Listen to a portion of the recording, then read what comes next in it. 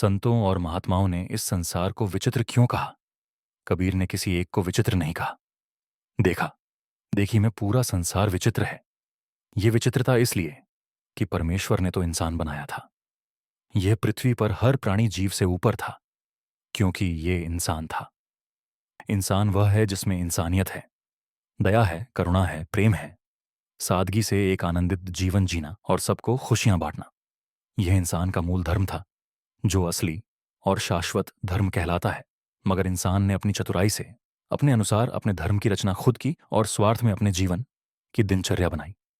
इसीलिए आज सभी का जीवन पूरी तरह से परिवर्तित हो गया है। और अब जो हर जगह अशांति और द्वेष, भेदभाव, पाखंड देख रहे हैं ना, यह मानव की दूषित सोच और खुद को धन, प्रॉपर्टी, मान प्रतिष्ठा में बड़ा बनाने की कोशिश है। चाहे असली दौलत जो ईमान की है, सच्चाई की है, इंसानियत की है, वह भले खंडित हो जाए, छूट जाए, उनको कोई फर्क नहीं पड़ता। क्योंकि धीरे धीरे सभी की बुद्धि में यह घुसते चले जा रहा है कि चाहे कैसे भी करो, धन प्रॉपर्टी इकट्ठी करो और दिमाग से चतुर बनो, तभी दुनिया हमारी इज्जत करेगी।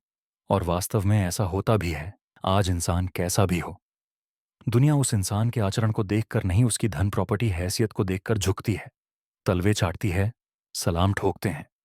और ऐसा इंसान यह सोचता है कि मेरा अस्तित्व सबसे ऊपर है, जबकि वह जानता है कि आखिर में कुछ भी हाथ नहीं लगता। पर फिर भी नष्ट होने के लिए, अंधकार में जाने के लिए, मान प्रतिष्ठा, लोभ, लालच में खेलते रहता है। पूरे ब्रह्मांड में भी यही हो रहा है। एक देश दूसरे देश को गुलाम बनाना चाहता है। अपने अपने आत्मसम्मान में, अपनी अपनी हैसियत में कोई नहीं जीना चाहता। हर किसी को राजा बनना है, जो कि इस धरती पर इंसान की अहमियत दो कौड़ी की है। और अगर सत्य की खोज करें तो वही इंसान की अहमियत भगवान बराबर है।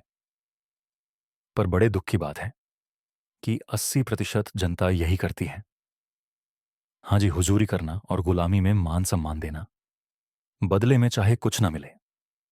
कुछ लोग तो इतने मूर्ख होते हैं कि बार बार बेइज्जत करने के बाद भी उन निर्दयियों के तलवे चाटने चले जाते हैं, जिन्होंने कभी जीवों पर दया की ही नहीं, सिर्फ किसी तरह शोषण ही किया है।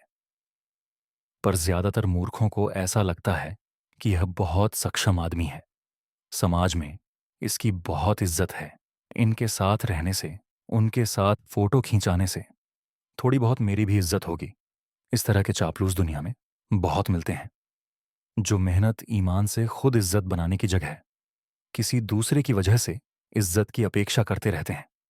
और वास्तव में देखा जाए तो संसार में हर इंसान का रुझान पद, प्रतिष्ठा, मान बढ़ाई और अभिमान गुमान से भरे धन, प्रॉपर्टी वालों की तरफ ही दिखाई पड़ता है। चाहे उसका कर्म और नीयत कितनी भी खराब हो, चाहे कितने भी गलत ढंग से बटोरा हो। सच्चाई यही है, अज्ञानता। बस अधिकांश लोग सिर्फ झूठी माया, मान प्रतिष्ठा को ही अपनाना चाहते हैं। इसीलिए तो कबीर साहब ने इस संसार को विचित्र कहा है। और जो 20% लोग हैं, जो सत्य को साथ लेकर जीते हैं, सात्विक भाव और प्रेम से जीना चाहते हैं, उनके जीवन में उनको इस्तेमाल करने के लिए दुराचारी लोग शामिल होते ही हैं, जो जीवन में उथल पुथल मचाते रहते हैं और मान गुमान के खेल में धकेलना चाहते हैं। पर सच्चे लोग अपना मूल स्वभाव सत्य का छोड़ते नहीं, विचलित नहीं होते। इसीलिए बहुत सारे लोग उसके खिलाफ हो जाते हैं। सच्चे के साथ कोई खड़ा नहीं होता। संसार में ईमानदार इंसान अकेला पड़ जाता है, झूठे लोग उसे प्रताड़ित करते हैं। यही है संसार की असली सच्चाई, जहां लोग ईमानदार को मूर्ख, बेवकूफ और बेईमान को भगवान मानते हैं। विचार दिलीप वामन, 12 मई 2025।